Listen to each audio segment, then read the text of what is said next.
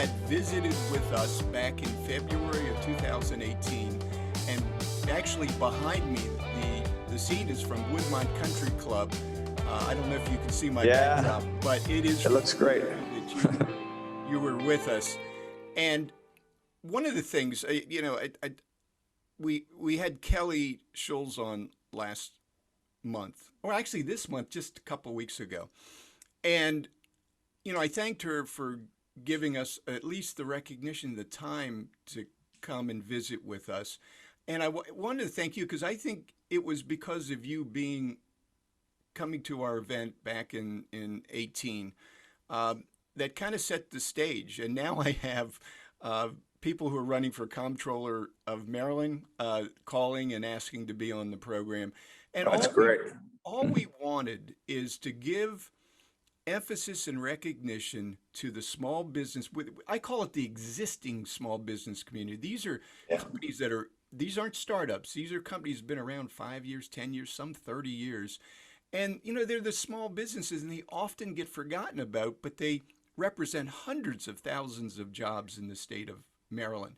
And thank you. Yeah. Thank you so much for your leadership, and the organization is incredible. And thank you for helping focus on the existing small businesses. I'm a lifelong small businessman myself. This job as governor is my first time in elective office, but I spent my life as a small business guy. And these small businesses really are the backbone of our economy, and it's where most of our jobs come from. And it's been a tough time for small businesses, and I think just letting people know that you care about them and hearing about the issues that they're concerned about is really important. And so I appreciate the invitation, and I appreciate the work that your organization is doing. Well, I thank you very much, and I thank you for taking the time of your incredibly busy schedule to come and visit with us today. We have a few questions for you. But first of all, I want to thank you for having Maryland kind of stand out around the country for how you manage a state, and it's all due to you and due to your great work. And I want to thank you for that because thank you. It's been wonderful, and you are the tranquility in a storm. And thank you. I might give the appearance of tranquility, but underneath the water, my legs are pedaling, 100 miles an hour, because we've been very busy trying to on both the health metrics and on the business side, and trying to balance the needs of our economy and also keep people safe. And we have a huge team of people that have all been working hard to try to help our small businesses survive and to help keep people out of the hospital and keep people safe. And I think we found that right balance. We're doing better both on our health metrics and on our economic recovery than almost all the states in the country. And I think it's really due to all the people that followed the advice and all the support that we've tried to provide through state assistance to small businesses and tax cuts and our Relief Act. And so we're going to continue to fight to keep everybody safe and to help all the businesses recover as strong as they possibly can. I do think brighter days are ahead, and we're going to continue to work until we get things back to normal. Well, thank you for your work in that. Now, we had a conversation before you got on this morning amongst the people here about when do you think a greater sense of things being back to normal will be? I know many of us thought earlier this year that it was going to be into 2022, but now we're starting to feel maybe third, fourth quarter, things start getting back to normal. What's your thoughts on that?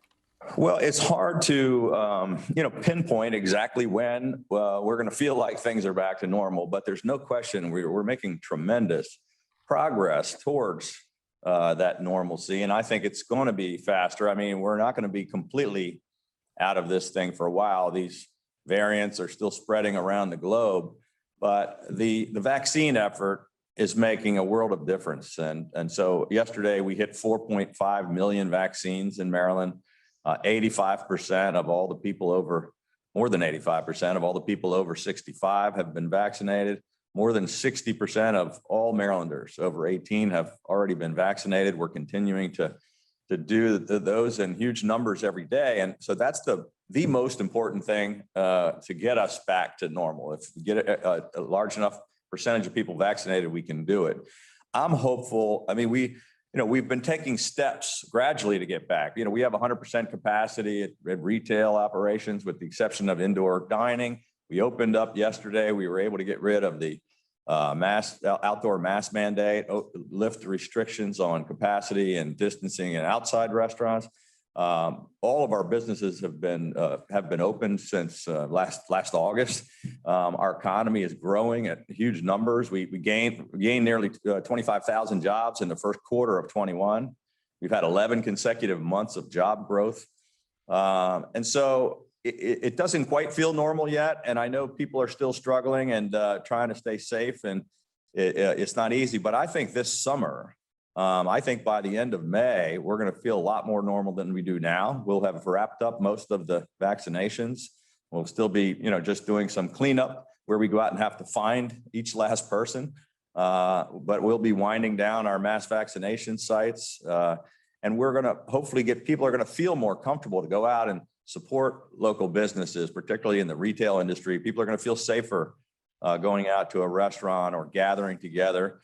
And I think that's going to make us feel more normal, but it's going to take into the fall where we potentially are going to have booster, vaccines. It'll be much like getting a flu shot every year. So it's not going away. It's not going to be life completely back to normal, but I think it's going to be a whole lot better than we are now, and a whole lot better than we certainly were this time last year. And so we're going to keep working on it every day, and we're making great progress. And I agree. I think psychologically having those shots, boy, what a difference that made. It was like this weight taken off your shoulders where you feel, man, we're. Well, I've been traveling all around the state. I hadn't been doing much traveling for over a year. We were just hunkered down, focused on this crisis 7 days a week, to people working around the clock. But recently I've toured all of the mass vaccination sites. I've been to almost every county, every region of the state, and people are feeling much more hopeful. And it's not just a feeling that you're safer. When you get that vaccine, you are safer because, there are 96 or 94% efficacy on these vaccines. So your chances of getting the virus are very, very slim once you're vaccinated. But we do want to tell people that aren't vaccinated to please do so, because they still are in grave risk. I mean, we do have people going into the hospitals every day, including younger people in their 20s, 30s, and 40s who haven't gotten vaccinated. Right. Now, but overall, has this been a big financial strain for the state of Maryland? Well, we've spent billions of dollars. All total with investment from the feds, pouring money in for different programs throughout COVID over the past year or more. We've spent about $50 billion trying to revive the economy and keep people safe. The state of Maryland, prior to getting any help from the federal government, we pushed out more than $700 million in relief to small businesses and try to help struggling Maryland families and prop up businesses while they were going through difficult times. We last spring, the comptroller put out some dire budget predictions that said, we were going to have some, very serious more than $2 billion shortfall. We took some immediate actions.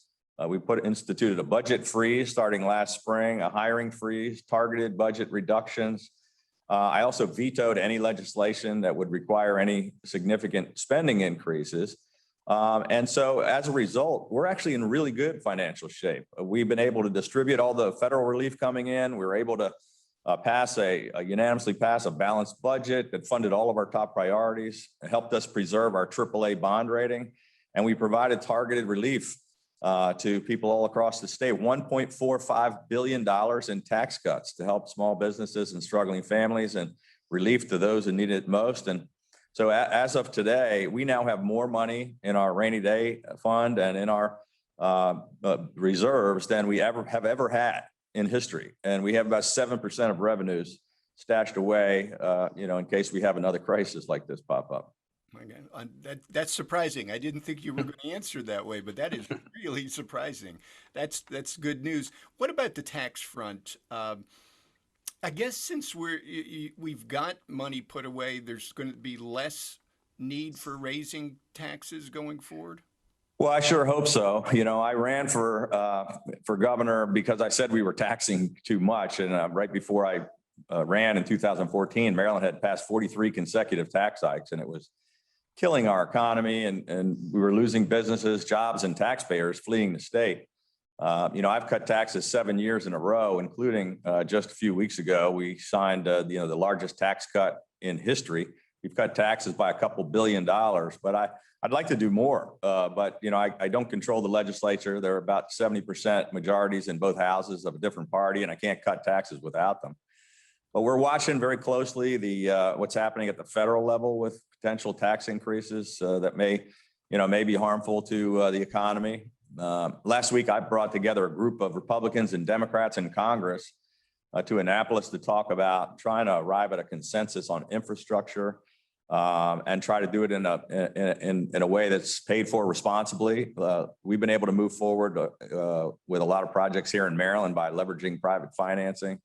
But we've got one more legislative session, which means that I'm going to continue to play goalie and stop, scoring on tax increases from my colleagues. And we're going to do everything we can to. I think it's the worst time to talk about raising taxes as we're trying to regrow the economy and get our businesses to hire more people and get out of this economic situation that the country's in, more so than Maryland, but it's still impacting us. So I'm going to try to hold the line and stop tax increases like I've done for the past 7 years. One of the things that I'm beginning to hear now, and actually I'm quite shocked, is that there's so many companies out there, small businesses, that can't find people. Yeah. Well, there's no question about that. It's why it really is an issue where we've had so many people that were making money from all of the help that the state and federal government were providing, and some of them didn't want to go back to work, and it's a big problem. In many places, they've got really high unemployment. And like I said, we've had 11 months of job growth, but it would be a lot higher. There's a lot of people desperately trying to hire. There's a lot of companies that are trying to grow, and it's hard to get people back to work. But it's one of the things we're trying to focus on apprenticeship programs, on investing more. Part of our budget put $75 million more into, a well-trained workforce is critically important. And we're going to try to do everything we can to get more people into the workforce with the skills that they need to help us grow. Excellent. How do we stand again compared to Virginia and DC as far as new business growth or business support? Because the recognition from most of our members who are in Maryland is that Virginia's beaten us out. What is really the situation? Well, I actually, we're doing better on job growth and business growth, I believe, than Virginia is, and our economy is recovering at a better rate than Virginia is. So I think it's a misperception. Maryland has the highest concentration of doctoral scientists and engineers. We rank second among states in a percentage of professionals and technical workers in the workforce. We're the highest concentration of workers in STEM occupations. The Port of Baltimore is breaking records year after year. BWI Airport is the number one airport in the region, the most convenient, most efficient, highest passenger traffic. It does more business than Reagan and Dulles added together. We have the most educated workforce in America. We're the cybersecurity capital of the country, and we're home to more than 2,300 life sciences companies. We're home to NIH and FDA. We're one of the biggest bio clusters in the nation. And, while, I want to see even more growth, we're doing better than a lot of folks in the region and the rest of the country. Mm-hmm. Now, how long do we have you in office? When is your end? Well, God willing, I'm going to be working every day until January of 2023. And okay, good. And then you'll get a chance to have somebody else to kick around. Well, that's good. No, I didn't realize we had you that long. That's good. There's still it's funny. A lot of people are like, so what are you going to do now? Like they think I'm packing up, but I've got 20 more months to go, and we're going to keep working, run through the tape, and continue to do the best job we can. So just going forward to for the next 20 months, what are one, two, three of your priorities that you want to push through? Well, most important to me is continuing to grow our private sector. I ran for governor just because I was a frustrated small businessman. I hated to see what was happening to our state. So I'm going to focus on our economic recovery. I'm going to continue to focus on our transportation infrastructure. We have 800 different projects totaling $9 billion that are currently under construction. We're going to double stack the Howard Street Tunnel, which is going to be the biggest economic development driver that the state's ever seen, creating 10,000 jobs and doubling production of the port. We're going to try to fix the traffic concerns, continue to get the Purple Line built, build the American Legion Bridge, and fix 270 and the intersection there at the Beltway. We're going to try to continue to make real progress. I think, there are a lot of issues that we're going to be faced with, but we can still get a whole lot done. A lot of things are already in the works, but I'm looking forward to getting out there and sticking shovels in the ground, cutting ribbons. Yesterday, I was down at the Potomac River crossing, the nice Middleton Bridge in Charles County, which connects us to Virginia. It's about a $570 million project that the state of Maryland's building, and it's well underway. I'm hoping to be the first car to drive across that connection to Virginia before I leave as governor. So we're going to keep focusing on building the infrastructure and building our tax base by letting all of your members continue to do better here in the state. We've been hearing a lot about the Biden infrastructure plan. Will Maryland benefit from that, from what you've seen so far? Well, so that we think I've been when I was the chairman of the National Governors Association, I had a year-long initiative on rebuilding America's infrastructure, and we brought together Democratic and Republican governors, people at all levels of government, people from the private sector, and we did seminars and summits all across the country and around the world. We came up with a recommendation that we presented to President Biden and to Secretary Buttigieg and to the Senate committees that were reviewing this. And so I think that we can find real bipartisan agreement on infrastructure. Just last Thursday and Friday, I had Senator Manchin and a number of Democratic governors and senators and congressmen, and we hosted them here in Annapolis to talk about, let's find a middle ground where we can actually focus on infrastructure. The Republicans have a proposal that's about $600 million. That's sort of just roads and bridges and tunnels. And the Biden administration has a $2.3 trillion proposal that includes all kinds of other things that don't necessarily have anything to do with infrastructure. And I think where the consensus is with the Problem Solvers Caucus and the group of senators they call the G20, they're kind of centrists, both parties. I think we're going to get a compromise that's going to be a good thing. We do need to rebuild our infrastructure. The country's got to do the kinds of things that we've been doing here in Maryland with a balanced infrastructure, rebuilding and repairing our crumbling roads and bridges. And I think you can expand the definition to include broadband, the upgrading the grid, cybersecurity, anything that's building or, repairing or fixing, as opposed to more social programs that we can probably do as a separate bill, and we can debate about that. But I think if we can't find common ground on this infrastructure proposal, I'm not sure it's ever going to happen in this Congress. So I'm working hard to try to make sure we get something done, and right now leading that discussion. As a Republican, I never thought I would look fondly upon one of the things that are touted in the Biden plan, which is to provide community college free tuition. And, one of the things that I talk to with the small business community is just finding people with the talents, the software talents, just the basic talents that the community colleges offer.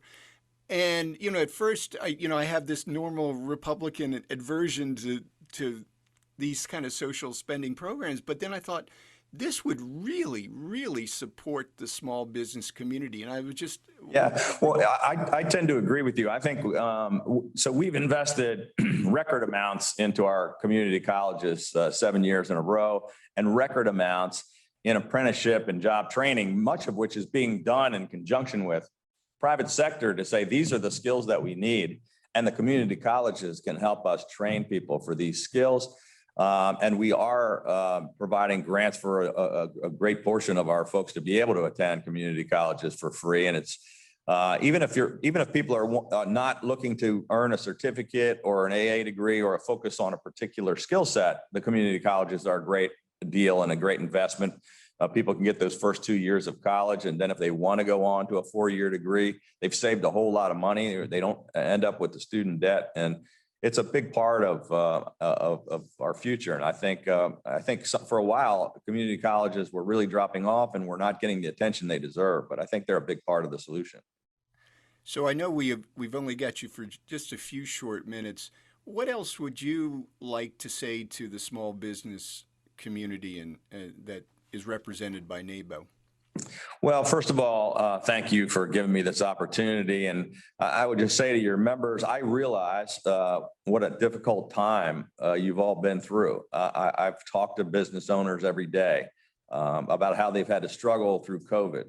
But I'm really proud of the resiliency of our small businesses, how they adapted, how they were able to take advantage of some of the stuff that we provided in the Relief Act and our tax cuts that allowed people to keep up to $9,000 in their pockets from the sales tax, which really helped some of our smaller retails and restaurants and bars. And we've been doing everything we possibly can from day one to help support you. We're going to continue to do that. And I just would like to, tell everybody that we're getting to the end of this long, dark tunnel. We really can see the light. And I believe that the economy has the chance to come roaring back, and that many of your members are going to be able to make up for lost time and lost revenues and do even better than ever before. So I just thank you for being such an important part of our economy, and tell you to hang in there. The help is on the way, and brighter days are ahead. There's a sense of enthusiasm that's starting to build now, so I'm excited about that. I've lived in Maryland all my life. It's a great place to live. It's exciting that we're coming out of this COVID pandemic, and I think I'm sensing maybe more than the majority of companies coming out stronger. And it's because of things like the PPP loans. The Maryland grants have really helped the small businesses in our community. So all those pieces have really made a difference. Well, at a time when people were really struggling, we knew that they needed a lifeline, and we knew that these businesses were strong, and through no fault of their own, they were being hurt. And I was just out yesterday in Southern Maryland and repeatedly heard from small business owners that said, without that help, without those programs, we wouldn't have made it. But now we're hiring people, and now business is really coming back. And that's really what it was about. It wasn't a handout. It was a hand up and saying, hey, we want to help you guys survive through this so you can take advantage of the roaring back economy. And the 25,000 new jobs just in this quarter. The fact that we've had 11 straight months of job growth is very positive, but I think it's going to continue to skyrocket as we get through the next couple of months. I absolutely, all the support has kept these companies in business, which is absolutely critical. Because if you lose that, now you got to start over again. Yeah. And this has been enough to keep the really struggling ones afloat all this time. And it's actually been, it's felt good that even the ones hit the hardest, many of them are still surviving because of this support. Well, you started the conversation talking about the existing small businesses and how important they are. And that's what your organization has been focused on. And that's exactly where I was focused. How do we help keep and retain and help those existing businesses make it through this pandemic? Because, we want them to continue to grow. They're the backbone of our economy. Terrific.